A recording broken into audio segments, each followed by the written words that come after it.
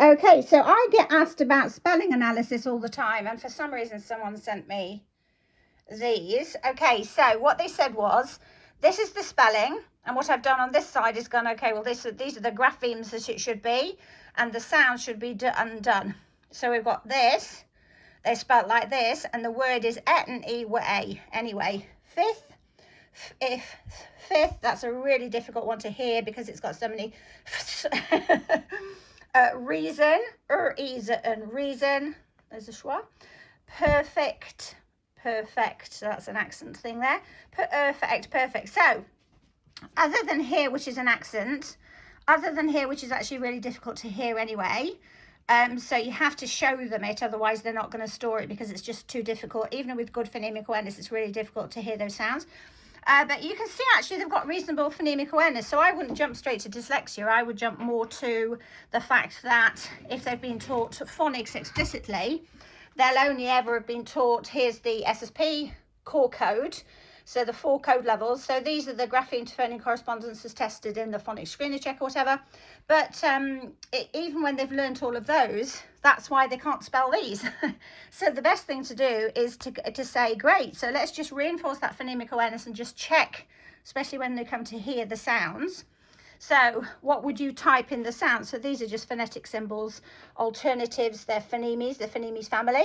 Phonemes, so phonemes with an I, because it's all about me. So we've got d, n. So when you say to them, right, okay, well, when you thought of d, and done, good job. So they are plausible graphemes, but not the right ones in this word.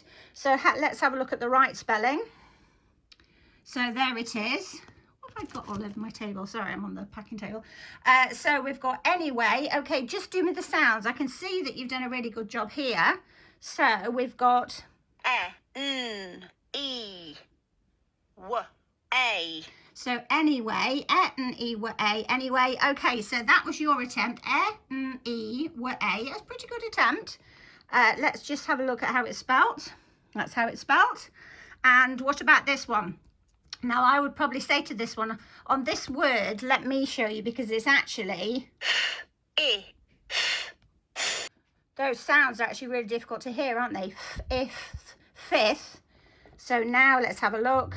So there's the spelling, fifth. Okay, so we've got fifth. Now, this one, you did a good job there. Reason. They are plausible graphemes, just the wrong ones for this word.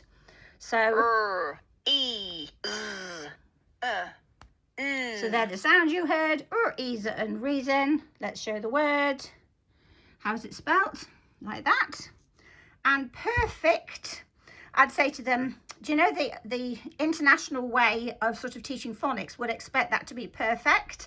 You said perfect, and what I'd do is actually put it in the back end, because that's just an accent thing there, isn't it? So I'd say, okay, type your sounds.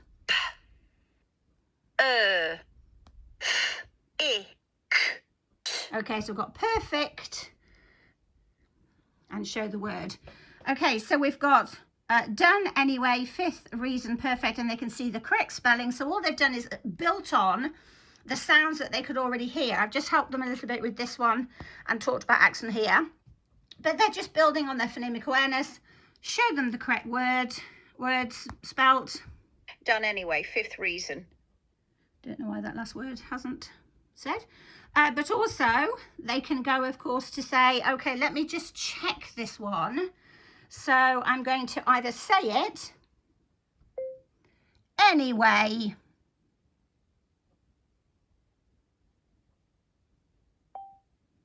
Checking its time. And check. Anyway.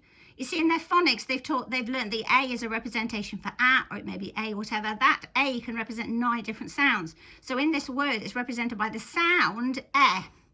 And that's why we have the phonemes, because it just shows the sound. And it says sometimes it gets wrong, so let me know, because the naughty frog messes it up. So we had anyway, showing which letters are together and their sound value. Or they could have just typed it. So let's just type a word this time. So what was the other one? Let's just do done. Okay, so, or they could have typed it. Done. Don't need to say it. Done. Easy. And then, of course, we're going to come over and we're going to do the spelling routine. So that's my spelling. So here's my spelling word. So let's just do this word done. Let's put the word done in there. So they write it in there. Okay, so we've got done. So whilst we're learning it, we show it. Now we draw it to store it. So they would draw a picture of something that's going to remind them of the word done. I'm a bit time poor, so let's just do the monster routine. So the monster routine, check it first. Done. Okay, say it over the board. Done. Done. Speech on lines and numbers. Done. Done. Done. Done. Got the monsters. See the phonetic symbols are underneath there. Not for the kids, but they're for you because you really need to understand them. Done. Yeah, brilliant. Okay, so the pictures for the sounds in done. Done. Done. Done.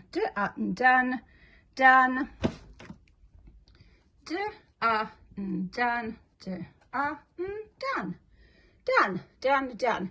And then when I think I'm ready, I'm going to take this away and I'm going to do all that again without that there. And if I get it right, I get a stamp. The word is stored in my orthographic lexicon, the brain's word bank.